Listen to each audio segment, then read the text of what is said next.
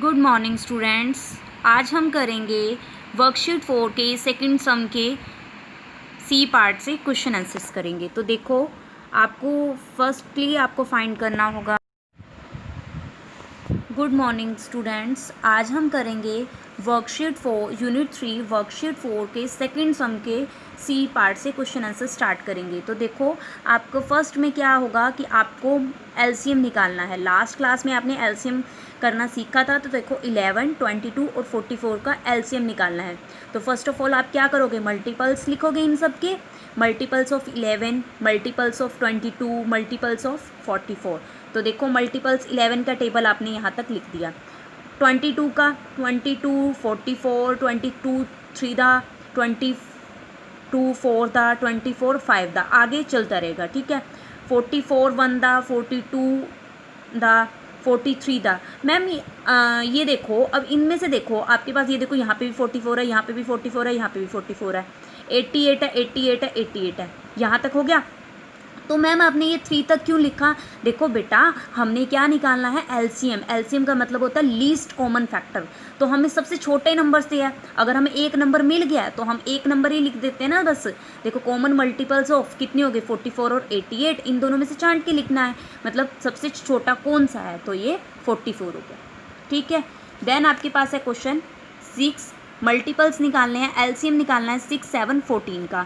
Multiples of 6 लिखोगे, then multiples of 7 लिखोगे, फिर मल्टीपल्स ऑफ 14, देन एलसीएम। वही स्टार्ट करो, 6 का टेबल स्टार्ट करो, 7 का टेबल करो, लिख दिया।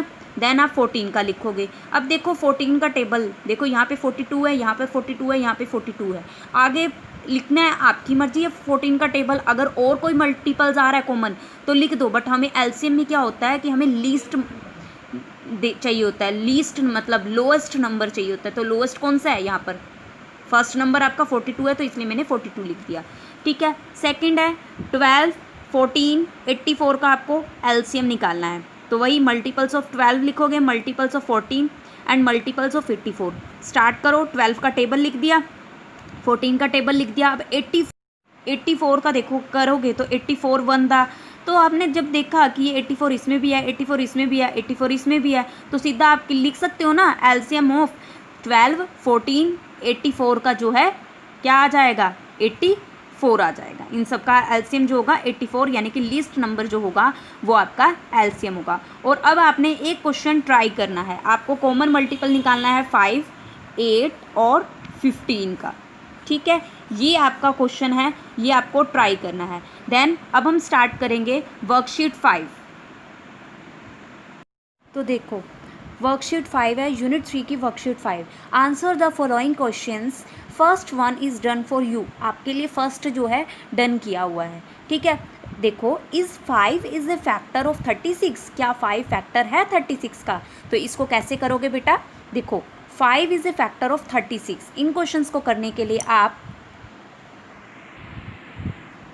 आपको क्या दे रहा है, 5 इज़ ए फैक्टर ऑफ 36 आपको करना है। 5 इज़ ए फैक्टर ऑफ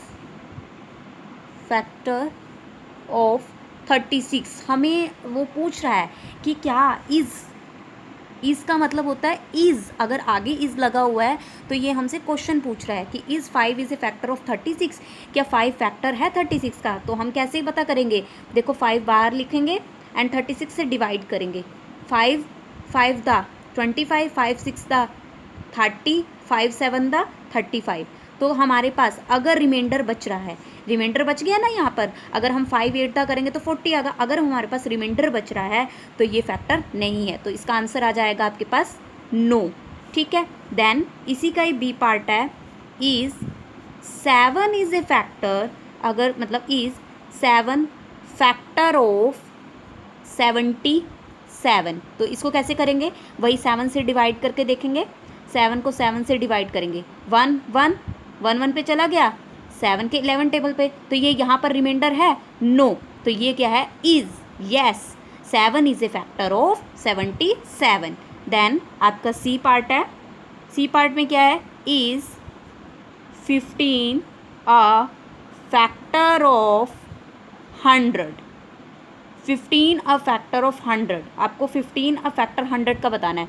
तो 15 को 100 से डिवाइड करो। पहले 15 का table, 15 1 the 15, 15 2 the 30, 15 4 the 15 1 the 15, 15 2 the 30, 15 3 the 45, 15 4 the 60, 15 5 the 75, 15 6 the 90, 15 7 the 105।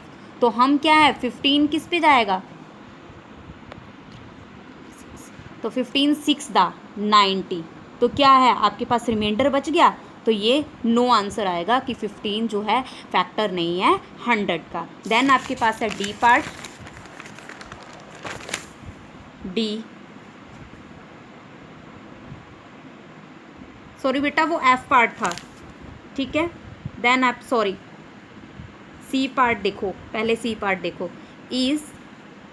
8 is a factor of, 8 हमें बताना है फैक्टर है 62 का, तो वही डिवाइड करो 8 को 62 से, करो 8 का टेबल करो। 8 1 दा 8 के टेबल में देखो काउंट करो पहले, हमारे पास क्या होगा 8 8 दा, हम देखो मैंने यहाँ टेबल लिख दिया, 8 1 दा 8 2 दा 8 3 दा 8 4 दा 8 5 दा 8 6 दा 8 7 दा 8 8 दा 8 8 दा 64 हो गया।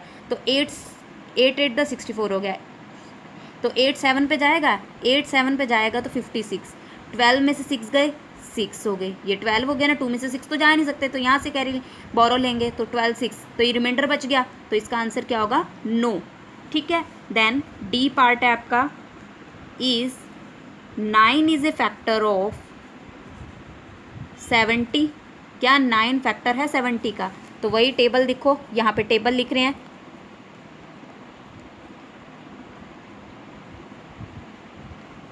वही देखो 9 1 the 9, 9 2 the 18, 19 3 the 27, 19 4 the 36, 9 5 the 45, 9 6 the 54, 9 7 the 63, 9 8 the 72।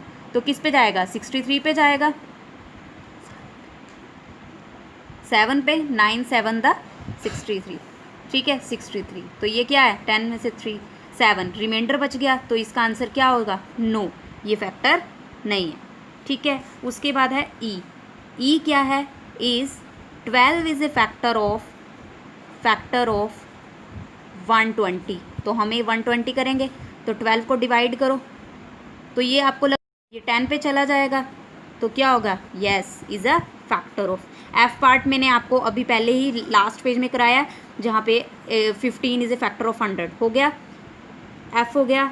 जी देखो पार्ट, जी क्या है, इज़ 20 अ फैक्टर ऑफ 140, तो 20 का टेबल क्या होगा, 20 का टेबल क्या होगा कि जब आपको 2 का टेबल आता है तो 2 7 दा कितना होता है आपके पास 14 होता है ना, तो 27 दा कितना होगा 14, तो 27 दा 140 आ जाएगा। तो यस इट इज़ ए, ये क्या है फैक्टर है, जहाँ पे कोई भी रिमाइंडर नहीं आ रहा, तो इट मीन्स क्या है कि वो फैक्टर है। देन एच पार्ट है, is 6 is a factor of, 6 क्या है फैक्टर किसका 284, ठीक है। तो करो 6 को फैक्टर करो, तो वही 6 1 दा 6, पहले यहाँ पे टेबल लिखो,